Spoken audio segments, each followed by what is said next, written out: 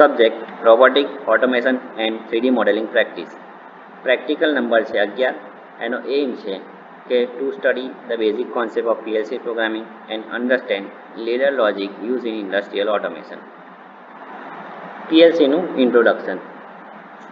Programmable logical control એ ઇન્ડસ્ટ્રીમાં digital computer સાથે ઉપયોગ કરવામાં આવે છે. એનું મોશન કંટ્રોલ અને પ્રોસેસ દ્વારા લેવામાં આવે છે અને તે ટ્રેડિશનલ રિલેને રિપ્લેસ કરી કંટ્રોલ બેઝ સિસ્ટમ પ્રોવાઈડ કરે છે અને તેમાં ફ્લેક્સિબિલિટી, રિલાયબિલિટી અને ઇઝી પ્રોગ્રામિંગ રહેલું હોય છે.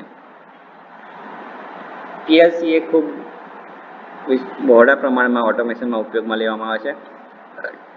મેન્યુફેક્ચરિંગ પ્રોસેસમાં કંટ્રોલ કરવા માટે, મશીનરી અને એસેમ્બલી લાઇન પર કંટ્રોલ લેવા માટે. પીએલસીના નીચે મુજબના મુદ્દાઓ રહેલા હોય છે. પહેલું ઇનપુટ મોડ્યુલ કે જે સિગ્નલ રિસીવ કરે છે સેન્સરમાંથી. આઉટપુટ મોડ્યુલ કે જે એક્ચ્યુએટરને સિગ્નલ મોકલે છે. સીપીયુ એટલે કે સેન્ટ્રલ પ્રોસેસિંગ યુનિટ જે ડેટાને પ્રોસેસ કરે છે. મેમરી જે અલગ અલગ પ્રોગ્રામને સ્ટોર કરે છે. પાવર સપ્લાય જે સિસ્ટમને પાવર પ્રોવાઈડ કરે છે. પીએલસીનો working principle. PLC work in a cyclic process known as the scan cycle કે પીએલસી એ સ્કેન સાયકલ પર કામ કરે છે. ઇનપુટ સ્કેન કે રીડ કરીને ઇનપુટ સિગ્નલ આપે છે. પ્રોગ્રામ એક્ઝિક્યુશન કે પ્રોગ્રામને એક્ઝિક્યુટ કરે છે અને આઉટપુટ સ્કેન કરીને અપડેટ આઉટપુટ આપે છે. આ સાયકલને રિપીટ કરવામાં આવે છે. Types of PLC programming language.